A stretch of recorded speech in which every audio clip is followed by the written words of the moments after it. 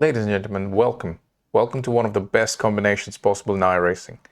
Today we are in Formula 4's around Zandvoort. It's one of the great races I've had in the past week. These cars on this track feel like go-karts. We have qualified P9 and to be honest, I haven't raced Formula cars in a while, so I'm quite tentative going to this race. And as the green lights go out, we do get a very decent start, but you can see in the inset, this is Zandvoort turn 1. People are going to try to get ahead and get a position. Just like the car behind, Jan understeers into the back of us, giving us a little bit of wheel damage. But I don't feel anything here until we go into the corner and he hits us again. I don't know what was going on, but yeah, could have been way worse. We survive, and for now we continue. And the spotter does tell me I've got wheel damage. Now, I don't feel anything, so I continue. I decide to focus on what's ahead and try to close the gap to the two cars ahead. That's Nelson and Jasper.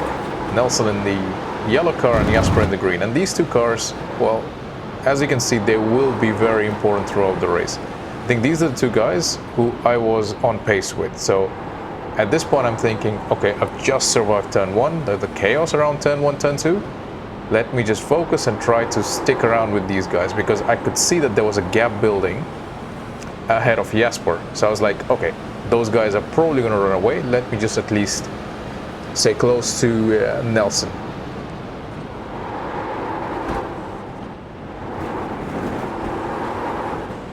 And as you can see, they're fighting. They're fighting quite hard. And also in front of them, there's quite a lot of fighting going on. Luckily, I do catch a break behind. The car behind has calmed down. He's not that close. And I can focus on just staying on the back of those two. And as we start lap 2, the gap stays the same, although Jasper tries to send it on the inside, forcing Nelson to take a switchback. And then the car ahead, Brian, he had gone off into the gravel.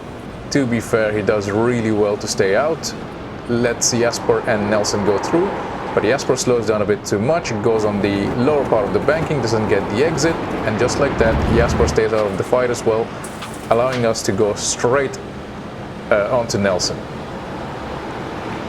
And now Nelson's also had a compromised exit, but there's no way I can pass him in ski flux, so I decide to just stick around and try to fight some other time.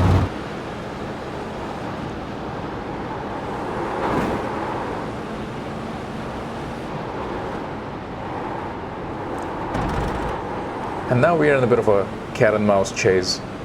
The car behind is trying to send it in every single opportunity. He's trying to put pressure on me, but to be honest, he makes a mistake and falls a bit behind and lets the pressure off.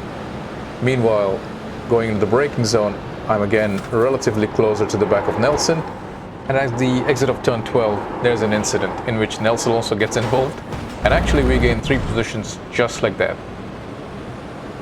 Now, as incredibly lucky we didn't get involved there. It could have easily been a massive carnage. But we survive and we continue. But let's take a quick look at the replay. So the two cars in front of Nelson get involved in an incident. They make contact in the corner and Nelson tries to avoid it by going left, but unfortunately the car also goes left and ends up pitting Nelson into the barrier, effectively ending both of their races. And as we begin lap 4, the gaps have settled down.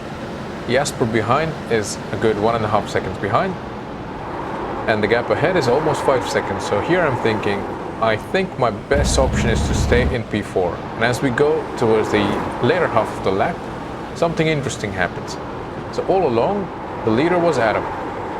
But Adam has now found himself in the barrier and lost 2 positions. And he's right in front of us.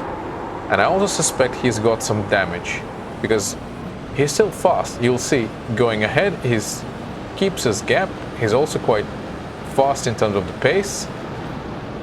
But he's making very interesting mistakes, like he gets loose here, taps the barrier, still keeps it somehow alive, and continues to race. The gap is almost 0.8 of a second, and the gap behind has stayed roughly 1 second. Maybe I lost half a second in all of this chaos with Adam, but overall it stayed quite stable. And now I'm thinking, should I chase? I mean, he's clearly got damage on his car. I think I sense a podium here, but on the other hand, I'm not making any meaningful progress. Like, the gap is not going down.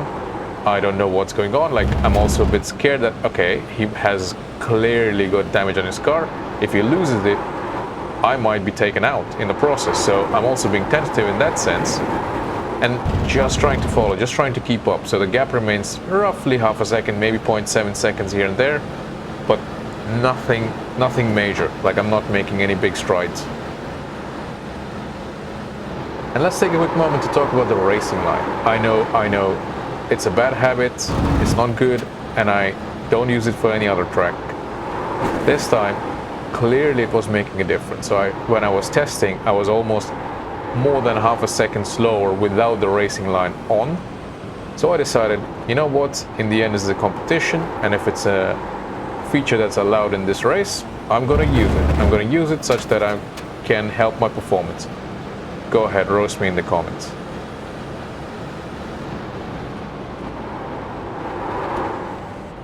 And at the exit of turn 12, he makes the same mistake. He's a bit loose coming out of that corner. Yet, I think in all of this, in him being tentative and me being cautious, I have lost time to Jasper behind and actually made a lot of little mistakes here and there, and that's added up to actually losing time to the guy in front, and Jasper is now right on our tail. Is less than half a second behind, whereas the gap ahead remains to be 1 second. So now the pressure is on. I think Jasper on balance was a faster driver, maybe, I don't know, a tenth, maybe 2/10 faster per lap, but overall, nothing dramatic.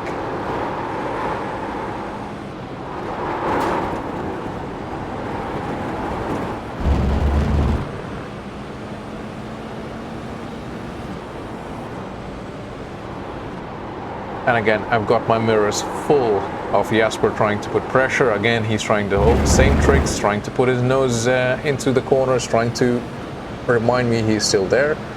But I'm focused on the car ahead. And again, going out of turn 12, he finally loses the car and spins out. That releases me and Jasper to continue fighting. But all of this made me lose my momentum a bit. I compromised the exit coming out of the second to last corner. But Jasper doesn't. I think Jasper had a bit more time to react, so he actually doesn't lose any momentum at all. And coming out of the banking, he gets a super slingshot. He's right on my tail. I tried to go into the middle of the track, but I think I decided, yeah, there's no point fighting it here. I'm just hoping he could make a mistake. He doesn't. So I relinquished the position. In the end, yeah, we got away lucky there. We could have gotten involved with the accident with Adam, and it could have been way worse. So I decided not to fight it super hard and see if Jasper makes a mistake, and maybe we can catch up to him or put another overtake onto him at the later part of this race. But we are running out of laps, to be honest, and we do continue to follow him in the hope that he makes a mistake. I'm doing the same thing to him now. I'm trying to put up all the pressure. I'm trying to fill up all his mirrors. Like, yeah, I just want him to make a mistake. But as we enter the final lap, it's still him in front of me and I'm chasing. And I do see he's trying to now feel the pressure, or he's getting a bit distracted. He has a slight lockup, but nothing major. He still keeps the position ahead. I'm trying to try alternative lines. I'm trying to put even more pressure onto him because I know I cannot necessarily pass him on pace, but all I want is him to make a mistake of some sort.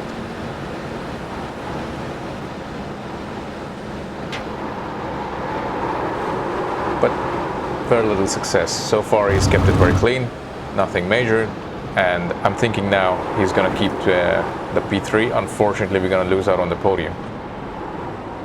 If you have enjoyed the video so far, it would be lovely if you could subscribe and smash the like button. Now let's talk a little bit about the livery that I'm running, the Red Bull Racing, the feared livery in sim racing.